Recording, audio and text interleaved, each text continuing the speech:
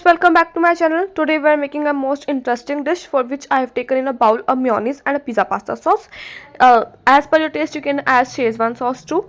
Now mix it properly and we will add some oregano and chili flakes. You can also add chili flakes if you feel it spicy or if you have to make for the kids.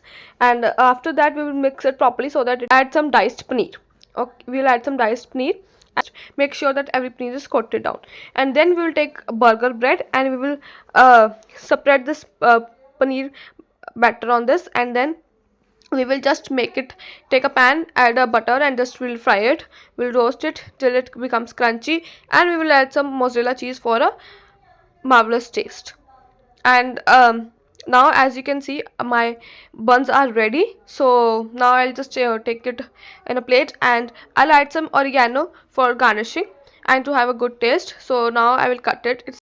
So it is a very quick time snack. So if you liked it, please share it with the friends, and do like, share and subscribe my channel. Thanks for watching.